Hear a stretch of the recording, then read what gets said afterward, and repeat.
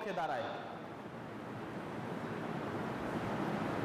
এই কারণে জীবনের প্রতি অতিষ্ঠ হয়ে মানুষ আবার আত্মহত্যাও করে না? গতকালকের খবর, ইডেন কলেজের এক ছাত্রী, কি নাম, শায়লা বেগম না, আত্মহত্যা করছে। আত্মহত্যা কত বড় পাপ! কিছুদিন আগে এই ইডেন কলেজে তারা ঝাড়ু দিয়ে মিছিল করছে,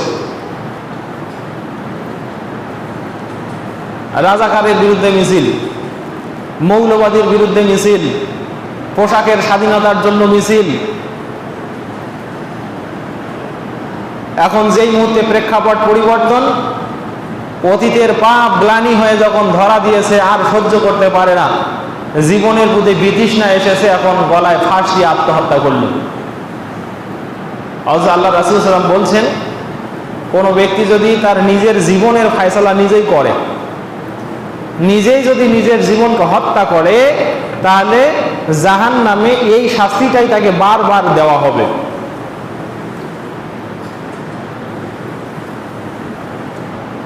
আত্মহত্যা মহাপাপ। এই পৃথিবীর জমিনে আল্লাহ তাআলা অনেক মানুষের আমলনামা ফাঁস করে দিয়েছেন, দেন নাই? আল্লাহ তো কিয়ামতের ময়দানে বলবে, ইকরা কিতাবাক কাফা বিনাফসিকা আল-ইয়াওমা আলাইকা হাসিব। হে আমার বান্দা, ওই যে তোমাকে কিতাবটা দিছি, এই কিতাবটা এখন পড়ো। কাফা বিনাফসিকা আল-ইয়াওমা আলাইকা হাসিব। এবং সিদ্ধান্ত নাও, আজকে তুমি নিজেই যথেষ্ট হবে তোমার হিসাবের জন্য। ওখানে আল্লাহ তাআলা আরো বলছেন সূরা হাক্কার ভিতরে, ফামান উতিয়া কিতাবাহু বিয়ামিনিহি ফায়ুহাসাবু হিসাবান ইয়াসীরা। যাকে আল্লাহ তাআলা ডান হাতে আমলনামা দেবেন, তার হিসাবটা সহজ করে নেবেন। ওয়ামান ইউতা কিতাবাহু বিশিমালিহি ফাসাউফা ইয়াদউ সুবুরা। আর যাকে আল্লাহ আমলনামা দিবেন বাম হাতে, ওই মানুষটা কিয়ামতের ময়দানে দাঁড়িয়েও মৃত্যু কামনা করবে। পরিস্থিতি বোঝেন? আল্লাহ যাকে আমলনামা দিবেন ডান হাতে, আল্লাহ নিজেই ঘোষণা করছেন তার হিসাব হবে সহজ। আর সহজ হিসাব মানে, হযরতে আয়েশা রাদিয়াল্লাহু তাআলা আনহা একদিন আল্লাহ রাসূল সাল্লাল্লাহু আলাইহি ওয়াসাল্লামের কাছ থেকে শুনছেন, হাদিসখানে আসছে, বাবু আহওয়ালিল কিয়ামত ওয়া বাদিল খালক, মিশকাতুল মাসাবির বাবুল হাসর, এই অধ্যায়ের ফসলুল আউয়ালের হাদিস। আয়েশা রাদিয়াল্লাহু শুনছেন আল্লাহ রাসূল সাল্লাল্লাহু আলাইহি ওয়াসাল্লাম ইয়াদউ ফি সালাতিহি, তার সালাতে দোয়া করছেন, আল্লাহুম্মা হাসিবনি হিসাবান ইয়াসীরা। হে আল্লাহ, তুমি আমার হিসাবটা সহজ করে নাও। আল্লাহ, তুমি আমার হিসাব সহজ করে নিও। হযরত আয়েশা রাদিয়াল্লাহু তাআলা আনহা আল্লাহর নবীকে জিজ্ঞেস করলেন, ওয়ামা হিসাবুল ইয়াসির ইয়া রাসূলুল্লাহ। ওগো নবী বলেন, হিসাবুল ইয়াসির কি, সহজ হিসাব কি, এটা জানতে চাই। আল্লাহ নবীকে বলছেন, ইয়া রাসূলুল্লাহ, আপনি বলেন তো সহজ হিসাব কি, এটা জানতে চাই। আল্লাহ নবী বলেন, হিসাবুল ইয়াসির হলো আইয়ারা ইলা আমালিহি সুম্মা কাযা। আল্লাহ তাআলা তার আমলে শুধু নজর দিবেন আর ফয়সালা দিবেন। শুধু দেখবেন আমলটা আছে, বলবে ফেরেশতা যাও, এটা হয়ে গেছে। আয়েশা জেনে রাখো, ফামান্নু কিশাল হিসাবা ফাকাদ হুলিকা। কোন ব্যক্তির হিসাব যদি কিয়ামতের ময়দানে পুঙ্খানুপুঙ্খ রূপে নেওয়া হয়, ওই ব্যক্তিটা ধ্বংস হয়ে যাবে। কি বুঝলেন? কোন ব্যক্তির হিসাব যদি কিয়ামতের ময়দানে পুঙ্খানুপুঙ্খ রূপে নেওয়া হয়, তাহলে সেই ব্যক্তিটা ধ্বংস হয়ে যাবে। আমি কিন্তু আয়াত পড়েছি আপনার কাছে, সূরা হাসর আয়াত নম্বর 18। আল্লাহ বলছেন, ইয়া আইয়ুহাল্লাযীনা আমানু, হে ঈমানদারেরা, ইত্তাকুল্লাহ, তুমি আল্লাহকে ভয় করো, ওয়াল তানজুর নাফসুম মা কদ্দামাত লিগাদ, এবং ওই দিনকে ভয় করো, ওই দিনের জন্য সতর্ক হও, অপেক্ষা করো, যে দিনে তুমি জানতে পারবে তোমার ওই জিন্দেগির জন্য তুমি কি প্রেরণ করেছো।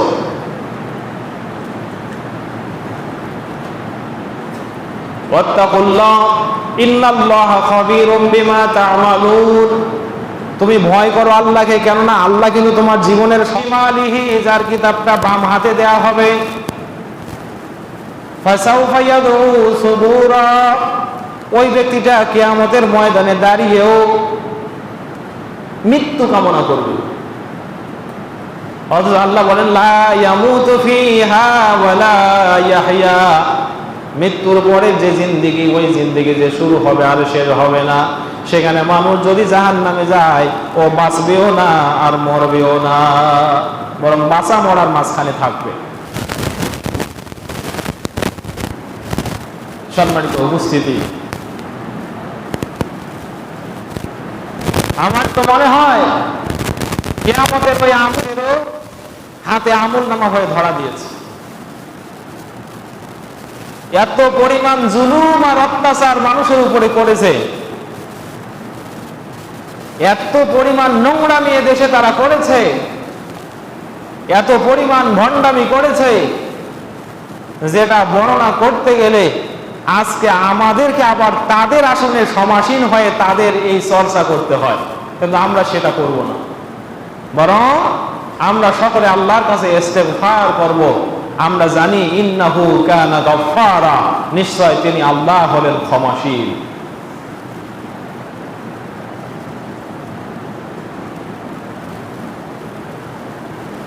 কিছু কিছু মানুষ কিয়ামতের ময়দানে আল্লাহকে বলবে, আল্লাহ আমি তো ভালো কাজ করতে পারি নাই।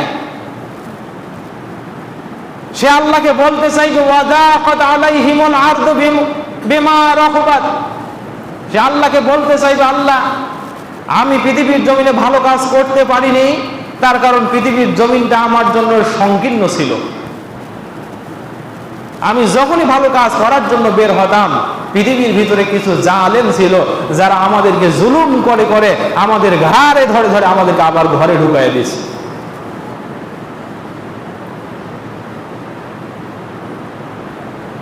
ঢাকা ভার্সিটির ওই টিচারের কথা মনে পড়ে গেল, যে বলেছিল ঢাকা ভার্সিটির ক্যাম্পাসে কোনো কোরআন তেলাওয়াত করতে দেয়া হবে না। আজ সময়ের বিবর্তনে ছাত্রদের চাপে পদবি তো ছাড়ছে, উল্টা তার হেদায়েতের জন্য কোরআন শুনিয়ে সেখানে দোয়া করা হয়েছে। কিছু সুশীল নামের চূড়ান্ত নোংরা কুশীল যারা, তারা আবার বলছে জোর করে মানুষকে কোরআন শোনানো ঠিক হয় নাই। কথা বুঝলেন? বাতিলের পাশ এই হলুদ অপচেষ্টা, এই নোংরামি থেকে তারা ফিরে আসতে পারে নাই। কিভাবে এই মন্তব্য করতে পারলো যে জোর করে কাউকে কোরআন শোনানো যায় না? যে মানুষটা মুসলমান, নিজের নাম ও মুসলমানের নাম মুহাম্মদ আছে প্রথমে, নিজেকে মুসলমান হিসেবে দাবি করে, এতদিন পর্যন্ত বিভ্রান্তির ভিতরে থাকার কারণে এক সময় কোরআন তেলাওয়াতে সে বাধা দিয়েছিল। আজকে সুযোগ পাওয়ার পরে যখন ছাত্ররা তাকে সূরা জোহা, সূরা ৩ শুনিয়েছে, তখন এই কুশীল আবার বলছে জোর করে কোরআন শোনানো ঠিক হয় নাই। আর এতদিন যে জোর করে মুসলমানদের পবিত্র ভূমি থেকে ভার্সিটির মতো ঢাকা ভার্সিটির এই ক্যাম্পাস থেকে কোরআনকে ব্যান ঘোষণা করলো, তখন এদের বিবেক কাজ করে না। তখন তো এরা বলতে পারেনি জোর করে কোরআন বন্ধ করা ঠিক হয়নি। কথা কি বলেছে? বলে না। সম্মানিত হাজিরিন, বরাবরই হেদায়েতের কথা বলি। আপনাদেরকে সালাতের ওয়াজ শুনিয়েছি, যাকাতের ওয়াজ শুনিয়েছি, সত্য বলার ওয়াজ শুনিয়েছি, মিথ্যা পরিহার করার ওয়াজ শুনিয়েছি, গীবত করার গীবতের বিপক্ষের ওয়াজ শুনিয়েছি, রাস্তা থেকে কষ্টদায়ক বস্তু সরিয়ে ফেলার ওয়াজ শুনিয়েছি। আজকে একটু এ দেশের পরিচর্যা শোনেন। আপনাকে শুনতেই হবে সতর্কতার জন্য। একটু শোনেন, আপনি ধৈর্য হারা হবেন না। আমাদেরকে বলতেই হবে কথাগুলো। আল্লাহ তাআলা বলছেন সূরা ফাতহের ভিতরে, ইউরিদুনা লিইউতফিউ নূরাল্লাহি বিআফওয়াহিহিম ওয়াল্লাহু মুতিম্মু নূরিহি ওয়ালাউ কারিহাল কাফিরুন। পৃথিবীতে কিছু মানুষ আছে যারা ক্ষমতার দাপট দেখিয়ে রক্তের গরম দেখিয়ে, পাওয়ার দেখিয়ে পৃথিবীর জমিন থেকে ফুৎকার দেওয়ার মাধ্যমে আল্লাহর বিধানটা লঙ্ঘন করতে যাবে, উঠিয়ে দিতে যাবে। কিন্তু আল্লাহ বলছেন আল্লাহু মুতিম্মু নূরিহি, আমি আল্লাহ পৃথিবীর জমিনে আমার নূরকে প্রতিষ্ঠা করবই করব, ওয়ালাউ কারিহাল কাফিরুন, যদিও কাফেররা এটাকে অপছন্দ করে। আজকে সময় পরিবর্তন হয়ে যাওয়ার পরেও কিছু মানুষ করে নাই, আমরা মনে করি জাহান্নামের জন্য এদের সৃষ্টি হয়েছে। আল্লাহ তাদেরকে বলছে কাফের। তখনও এই আয়াত কোরআনের ভিতরে ছিল, এখনো আছে। সূরা ফাতিহা খুলে দেখেন। ওরা ওদের প্রচেষ্টা দিয়ে কোরআনকে বন্ধ করতে চায়, আল্লাহর দ্বীনকে পৃথিবীর জমিন থেকে উৎখাত করতে চায়, তাদের রাম আর বাম শক্তিকে ইস্তেকামাত করতে চায়। কিন্তু আল্লাহ বলছেন না, হবে না। আল্লাহু মুতিম্মু নূরিহি, বরং আল্লাহ চান তিনি তার নূরকে এই পৃথিবীর জমিনে প্রতিষ্ঠিত করবেন। হুয়াল্লাযী আরসালা রাসূলাহু বিল হুদা ওয়া দীনিল হক, তিনি তার রাসূলকে পাঠিয়েছেন হেদায়েত দিয়ে, দিন, সত্য দিন দিয়ে। লিইয়ুযহিরাহু আলাদ দীন কুল্লিহি, যেন এই সত্য দিন তোমাদের বামপন্থিতা, তোমাদের রামপন্থিতার বিরুদ্ধে ইস্তেকামাত হতে পারে। বলেন না আল্লাহু আকবার। ওয়ালাউ কারিহাল মুশরিকুন, যদিও মুশরিকরা এটাকে অপছন্দ করে। কোরআনের আয়াত পৃথিবীর জমিনে এখন শোনানো হবে, কোরআনের আয়াত কোন মুসলমানের কানে যাবে, তবুও কাফেররা, এই মুশরিক নামক এই বেঈমানেরা, বেনিয়ারা, এরা এখনো চোখ তুলে বলে না, জোর করে মানুষকে কোরআন শোনানো ঠিক হয় না। বলেন না নাউযুবিল্লাহি মিন যালিক। এরা এখন ওইভাবে কথা বলে। সময় এসেছে এদেরকে ঘাড় ধরে জমিন থেকে বের করে দাদাবাবুর দেশে পাঠিয়ে দেওয়া উচিত। গেছে হতে একজন, গেছে না? গেছে, একজন গেছে। তোদের যদি এদের সংকীর্ণ মনে হয় তোরাও যা, আমাদের কোনো আপত্তি নাই। তবে আমরা তোদের নির্লজ্জের মতো, তোদের মতো বলবো না যে পাকিস্তান চলে যাও। আমাদেরকে এতদিন তোমরা পাকিস্তান দেখিয়ে দিয়েছিল তারা, কিন্তু এখন পরিস্থিতি হয়েছে উল্টা। পাকিস্তান আবার এখন বলছে আমরা বাংলাদেশ হতে চাই। বলেন না সুবহানাল্লাহ।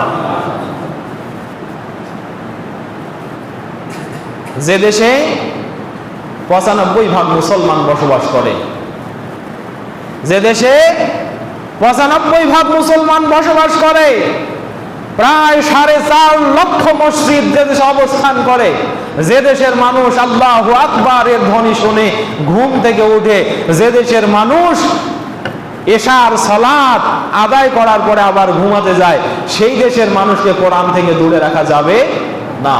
সম্মানিত ভাইরা, প্রচেষ্টা হতে হবে, আমার আমলনামা যেন আমার বিরুদ্ধে চলে না যায়, এই পৃথিবীর জমিনটা যেন বেঁচে থাকাতেই আমার জন্য সংকীর্ণ হয়ে না যায়। এত পরিমাণ দুর্নীতি দেশের জমিনে হয়েছে।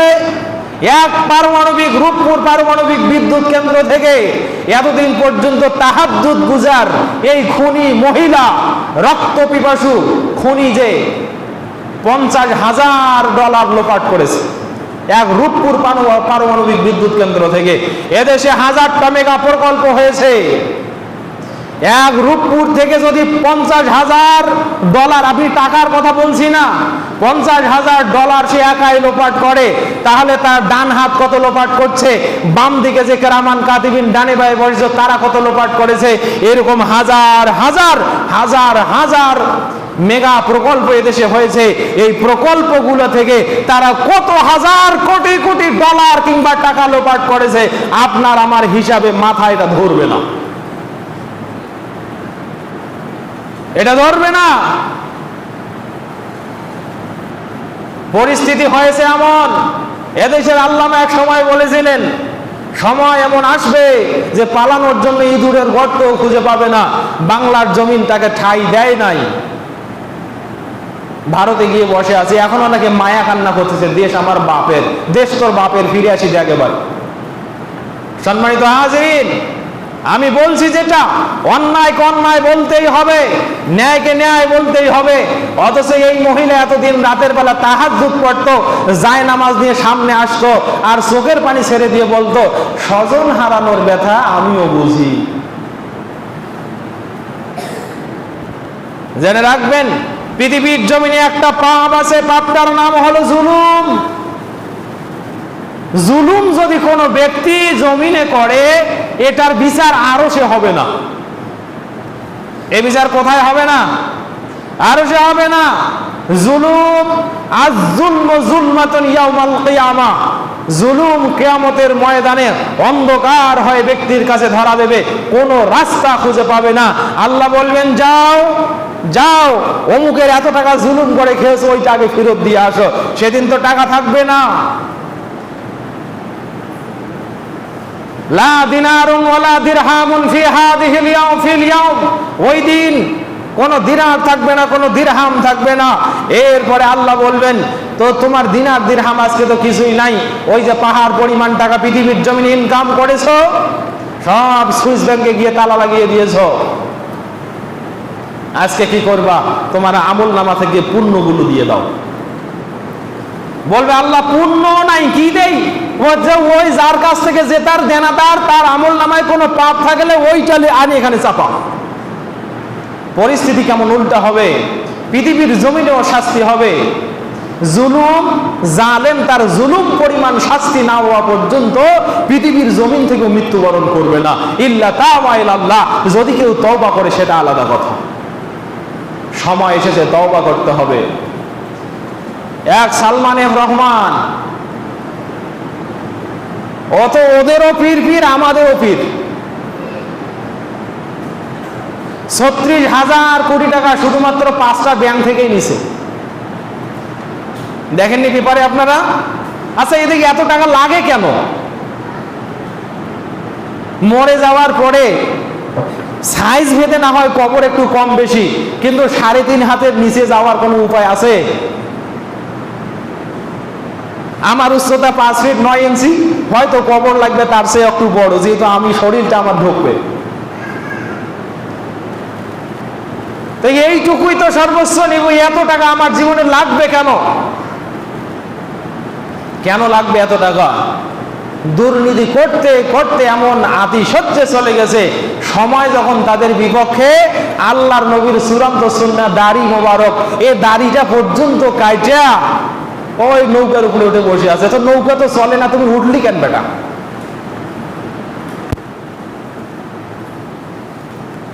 দেখেন কত বড় পাপী, কত বড় পাপী!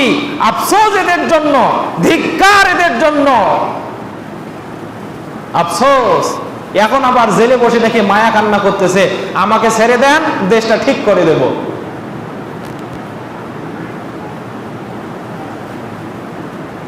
কিয়ামত যখন হবে, মানুষেরাও এই কথা আল্লাহর কাছে বলবে, আল্লাহ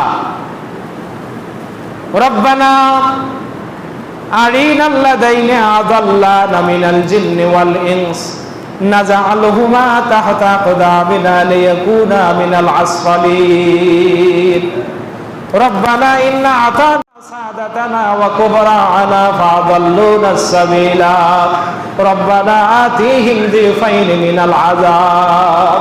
তারা বলবে, আল্লাহ পৃথিবীর জমিনে আমরা তো অধীনস্থ ছিলাম, আমাদেরকে কিছু নেতা, কিছু কবরা, কিছু নেতৃস্থানীয় মানুষ আমাদেরকে পথভ্রষ্ট করেছে। কিয়ামতের ময়দানে এই কথা হবে, কিন্তু পৃথিবীর জমিনে বেনিয়া এবার প্রশাসনকে বলছে, আমাকে ছেড়ে দাও, দেশটা আবার ঠিক করে দেব। বলছে ৮০,০০০ শ্রমিক আছে আমার বিভিন্ন কলকারখানায়, আমি না থাকলে ওরা ভাত পাবে না, আমি না থাকলে ব্যাংক থেকে যে ৩৬,০০০ কোটি টাকা নিয়েছি এটা ঋণ পরিশোধ করা যাবে না। আজ এস আলম গ্রুপের কথা না বললেই নয়, এত পরিমাণ দুর্নীতি, ৯৬,০০০ কোটি টাকা। বাংলাদেশ ইসলামী ব্যাংক, যে ব্যাংকটি, আমি ইকোনমিক্সের স্টুডেন্ট হিসাবে ২০১৩ সালের কথা বলছি, সেই সময় ব্যাংকিং এর উপরে আমার যে পড়াশোনা, সেটাতে দেখেছি এদেশের টোটাল অর্থনীতির ৩০% শুধু একাই ইসলামী ব্যাংক নিয়ন্ত্রণ করে। সুবহানাল্লাহ বলেন না? ৩০% টোটাল অর্থনীতির, আমাদের যে অর্থনীতির চালিকা শক্তি, এটা টোটাল ৩০% শুধুমাত্র একাই ইসলামী ব্যাংকের আয়ত্তাধীন। ইসলামী ব্যাংক এটা নিয়ন্ত্রণ করে, এটা সম্পূর্ণটা ইসলামী ব্যাংকের উপরে ডিপেন্ডেন্ট ছিল। এই ব্যাংকটাকে শুধুমাত্র মৌলবাদী তহমত দিয়ে পরিচালনা পর্ষদকে সরিয়ে এই ব্যাংকটার প্রতি এত পরিমাণ জুলুম এবং অত্যাচার করা হয়েছে আর এক বেনিয়াকে দিয়ে, যার নাম এস আলম। ব্যাংকটা টোটাল যে অর্থ, টোটাল যে জামানত, ডিপোজিট, ইনভেস্টমেন্ট, এটার 1/3 শুধু একাই ও পকেটে ঢুকিয়েছে। একটা দেশ চলবে কিভাবে? আমি আপনার কাছে আয়াত পড়েছি, আজকে ভালো করে শোনেন। কিয়ামতের ময়দানে শুধু আল্লাহ আমলনামা দিবেন এমন নয়, বরং পৃথিবীর জমিনেও পাপ কখনো কখনো আমলনামা হয়ে মানুষের বিবেকের সামনে ধরা দেবে। তখন পালানোর কোনো রাস্তা থাকবে না। এই জমিনটাকে তখন তার কাছে সংকীর্ণই মনে হবে, এটাই সত্য।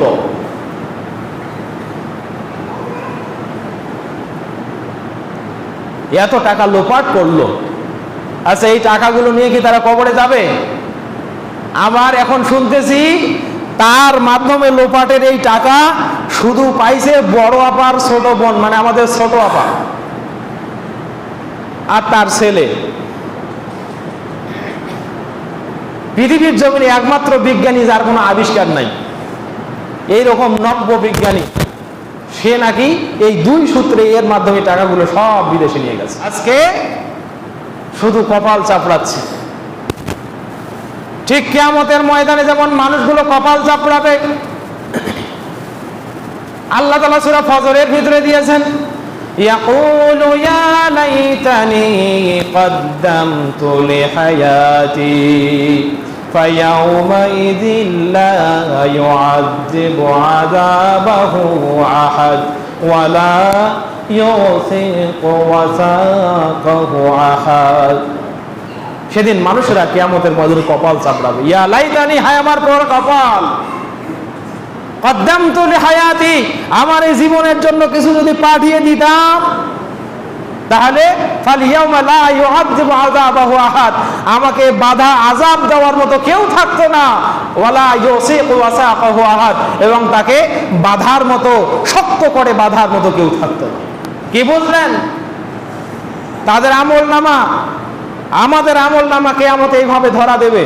যদি খারাপ হয় আমলনামা, কপাল চাপড়াতে হবে।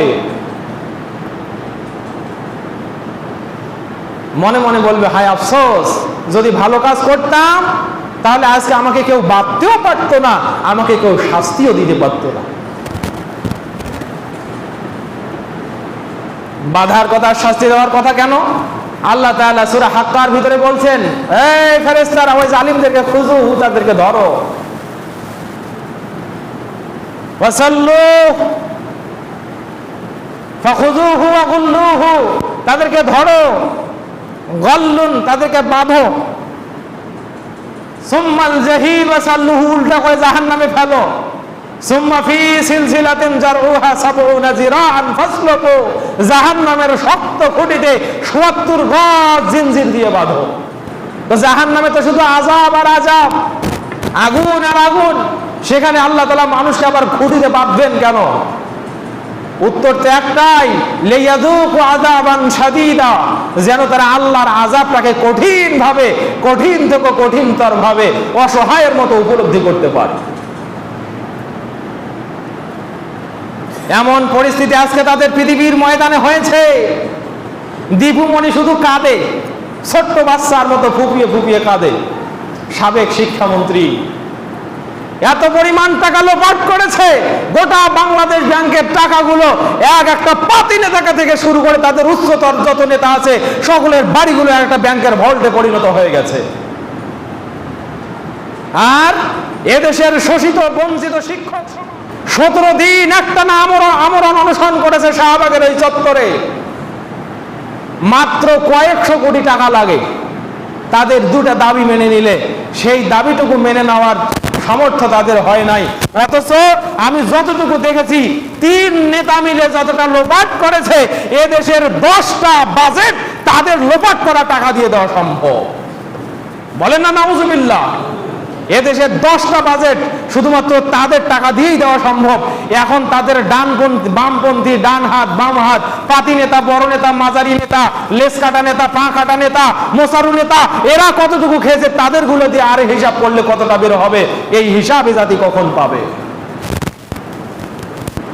সম্মানিত উপস্থিতি, আমরা কথা বলছি অধিকারের জন্য, এবং সাবধান করছি, আগামী দিন যারা এই দেশে ক্ষমতার মসনদে বসবে তারা অবশ্যই অবশ্যই অবশ্যই 2024 সালের 5ই আগস্টকে হিসাব করে যেন তাদের সামনের কর্ম পরিকল্পনা ঠিক করে, নচেত আবার ওই সার্জিস, আবার ওই নাহিদ, আবার ওই কি যেন আসিফ মাহমুদেরা মাঠে নামতে বাধ্য হবে। সম্মানিত উপস্থিতি, আমি যা বলছি আপনাকে শুনতেই হবে এবং এই অন্যায়ের বিরুদ্ধে আপনাকে সচেতন এবং সজাগ হতে হবে। জমিনও তাদেরকে জায়গা দিচ্ছে না। জেল হাজতে যখনই উঠতেছে চলছে ডিম থেরাপি, চলছে কিল, ঘুষি, মাইর।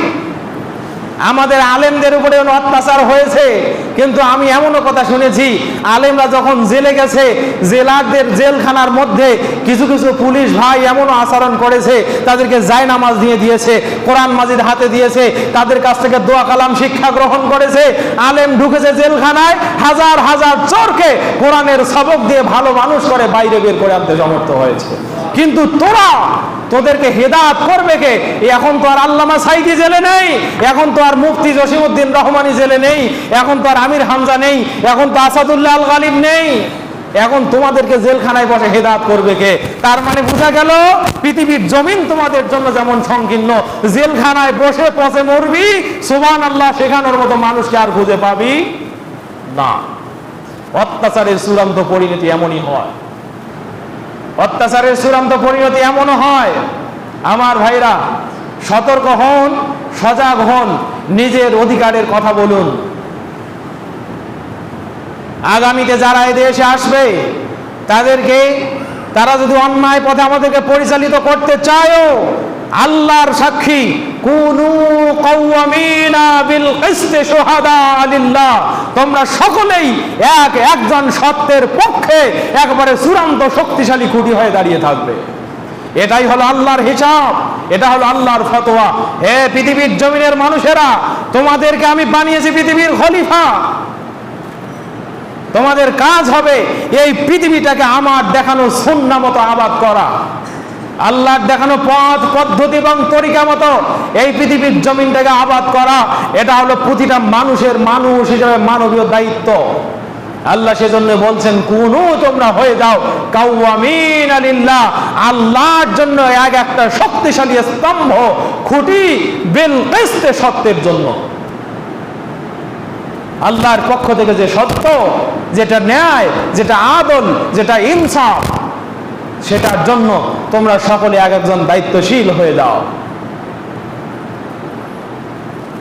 সম্মানিত হাজিরিন, আরো কত যে কথা এদেশে লুকিয়ে আছে, আরো কত যে অত্যাচার, আরো কত যে বেইনসাফি, আরো কত যে জুলুম আমাদের চোখের অগোচরে পড়ে আছে, এখনো প্রকাশ হয়নি। আস্তে আস্তে হয়তো হবে অথবা না হবে। তবে আমরা এই মুহূর্তে যারা জনগণের দায়িত্ব কাঁধে নিয়ে প্রশাসনে বসে আছে, আমরা তাদেরকে দাবি জানাতে চাই, আমাদের পক্ষ থেকে দাবি, প্রতিটা অন্যায়কারীর জীবনের চুলচেরা বিশ্লেষণ করে ন্যায় বিচার তাদের উপরে যেন বর্তিত হয়, এই দাবি আমরা জানালাম। আমরা এই কথা বলবো না অন্যায়ভাবে কাউকে ধরে ফাঁসি দিতে হবে, আমরা এই কথা বলবো না অন্যায়ভাবে কারো যাবজ্জীবন দিতে হবে, আমরা এই কথা বলবো না অন্যায়ভাবে কোনো পৃথিবীর জঞ্জালপূর্ণ তহমত কারো উপরে চাপাতে হবে। আমরা চাই যারা অন্যায় করেছে, যারা অত্যাচার করেছে, তাদের অন্যায়টাকে মাত্রা মতো বিচার করে বিবেচনা করে দেশীয় যে আইন আছে এই আইনের আদলে তাদের শাস্তি নিশ্চিত করা হোক। তাতে কারো ফাঁসি হলে হবে, কারো জেল হলে হবে, যাবজ্জীবন হলে হবে, ন্যায় পদ্ধতিতে হয়। আমরা তাদের মতো জুলুম করতে চাই না। আমরা তো দেখেছি কি পরিমাণ নির্বিচার হয়েছে, কি পরিমাণ বেইনসাফি হয়েছে আমাদের দেশের আলেমদের উপরে। 10-এর অধিক আলেমকে, যারা কোরআন এবং হাদিসের অত্যন্ত প্রহরী ছিল, এই আলেমদেরকে তারা ধরে ধরে ফাঁসি দিয়েছে। দেখেননি আপনারা? সম্মানিত উপস্থিতি, এগুলা ছিল নির্বিচার, এগুলা ছিল বেইনসাফি। যার বিপরীতে চূড়ান্ত কোনো সাক্ষ্য ছিল না, সত্য কোনো সাক্ষ্য ছিল না, যে বিচার হয়েছে শুধুমাত্র পল্লব গ্রহিতার উপরে, আমরা সেটার তীব্র নিন্দাও জানাচ্ছি। সে বিচারকও আজকে শান্তিতে নাই। খুব গর্ব ভরে বলছিল যে আমি অমুককে ফাঁসি দিয়েছি। যে 4-6 জন বিচারক, তাদের 5 জনে দিল যাবজ্জীবন, আর এক বেয়াক্কেল মূর্খ নিরেট সে দিল ফাঁসি। বাইরে এসে খুব দর্প ভরে বলল অমুককে আমি ফাঁসি দিয়েছি। আর আজ যেই প্রেক্ষাপট পরিবর্তন, তুমি যদি ন্যায় বিচারই করে থাকো তা তুমি ভারত সীমান্ত গিয়ে ধরা খাইলে কেন? এমন মায়ের মারছে জীবনের তবিল শুদ্ধ শেষ।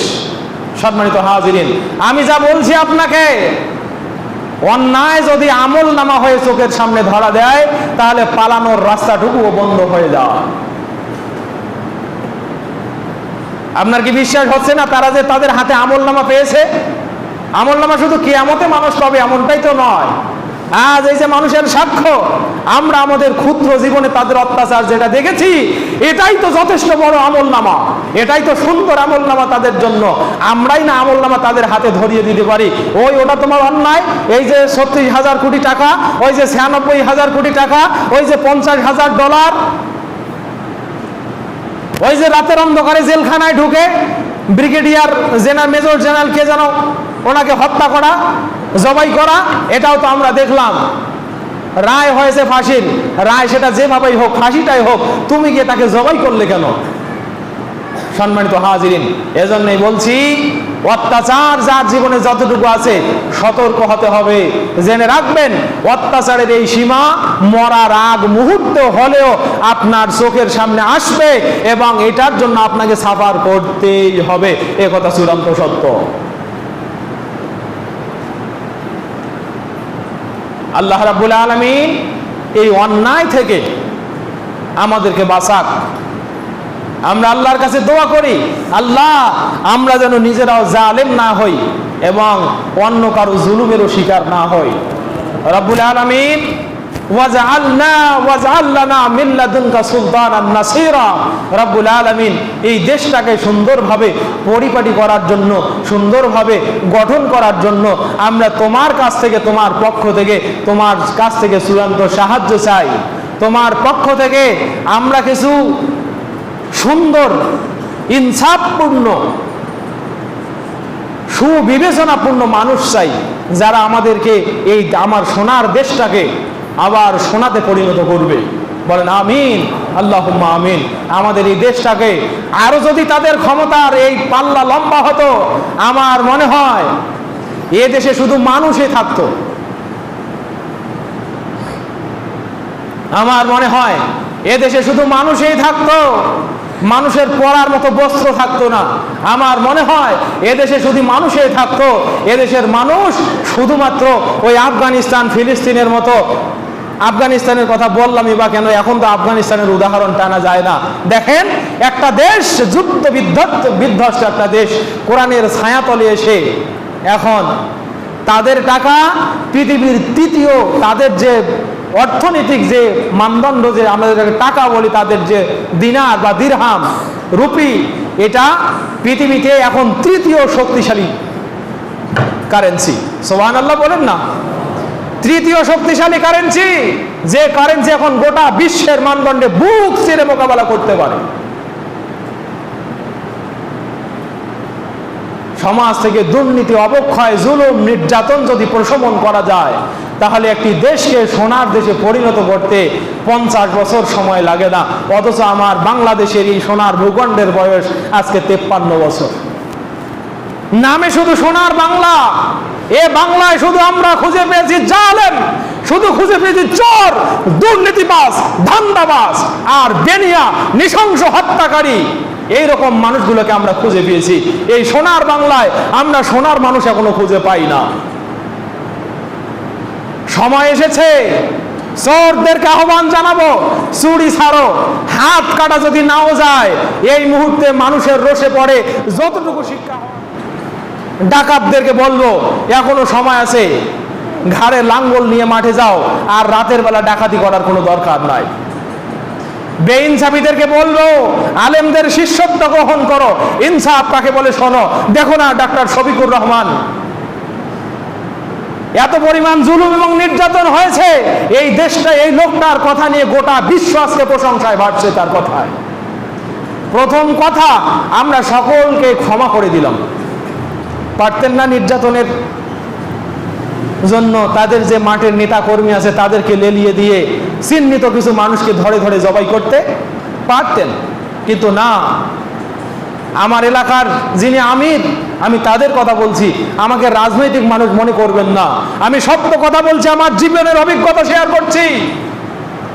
দীর্ঘ 16টা বছর থেকে যারা নির্যাতিত হয়েছে, এই মানুষগুলোর মনে কি কোনো ক্ষোভ নাই?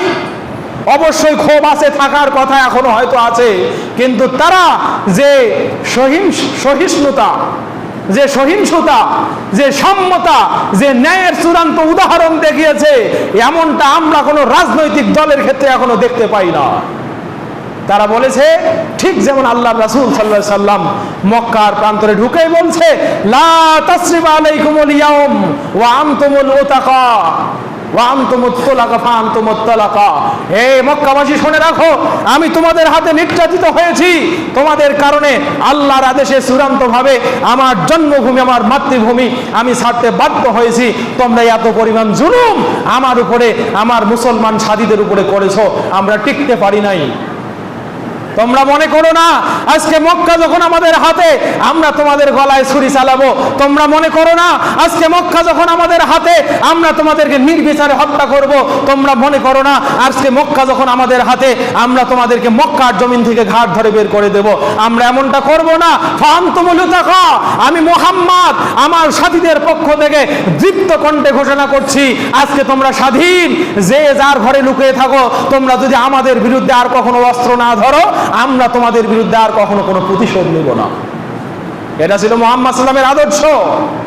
এই আদর্শে অনুপ্রাণিত এদেশের আলেম সমাজ, যত পরিমাণ জুলুম নির্যাতন তোমরা অজ্ঞতার বশবর্তী হয়ে পড়েছো কিংবা করো, আমরা কখনো সুযোগ পেয়েই তোমাদের ঘাড়ে জেকে বসবো না। এটা হলে পরে তোমাদের মধ্যে আর আমাদের মধ্যে কোনো পার্থক্য থাকে না। কথা ঠিক কিনা বলেন? তারা এই সুন্নাত বাস্তবায়ন করতে পেরেছে।